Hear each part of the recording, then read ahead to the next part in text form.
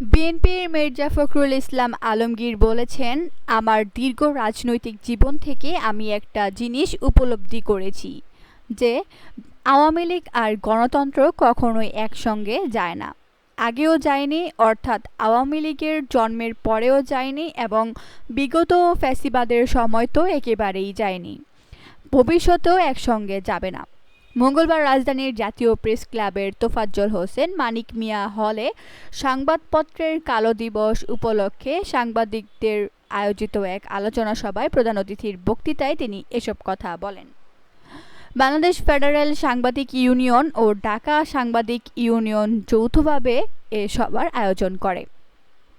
মির্জা ফখরুল বলেন, বিগত 15 থেকে 16 বছর ধরে প্রতি বছরই আমরা সাংবাদিক নেতাদের সঙ্গে এই কালো দিবস পালন করে আসছি।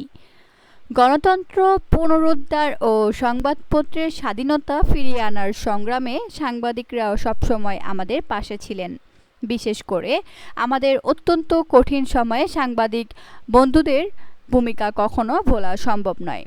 ফ্যাসিবাদের আক্রমণের মুখে সাংবাদিকরা যেভাবে জীবনের ঝুঁকি নিয়ে সংবাদ কাভার করে জনগণের সামনে তুলে ধরেছেন, সেজন্য তিনি সাংবাদিকদের প্রতি কৃতজ্ঞতা প্রকাশ করেন। সংবাদপত্রের স্বাধীনতা রক্ষায় বর্তমান সরকারের প্রতিশ্রুতির কথা উল্লেখ করে বিএনপি মহাসচিব বলেন, একটি রক্তাক্ত সংগ্রামের মধ্য দিয়ে আমরা কিছুটা স্বাধীনতা পেয়েছি। এখন অন্তত সংবাদপত্রের স্বাধীনতা নিশ্চিত করবার একটি ক্ষেত্র তৈরি হয়েছে এবং বর্তমান সরকার এই স্বাধীনতা রক্ষায় প্রতিশ্রুতিবদ্ধ হয়ে কাজ করছে। দেশের বেকার সাংবাদিকদের কর্মসংস্থানের সুযোগ সৃষ্টির ওপর জোর দিয়ে মির্জা ফখরুল বলেন, 1975 থেকে 76 সালের তুলনায় বর্তমান প্রেক্ষাপট ভিন্ন হলেও এখনও অনেক সাংবাদিক বেকার হয়ে আছেন।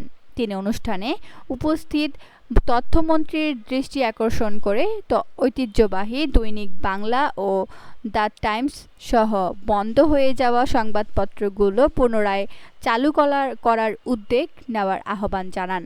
প্রয়োজনে যৌথ উদ্যোগে নতুন সংবাদ মাধ্যম সৃষ্টি করে সাংবাদিকদের কর্মসংস্থান নিশ্চিত করার উপরও তিনি গুরুত্বারোপ করেন।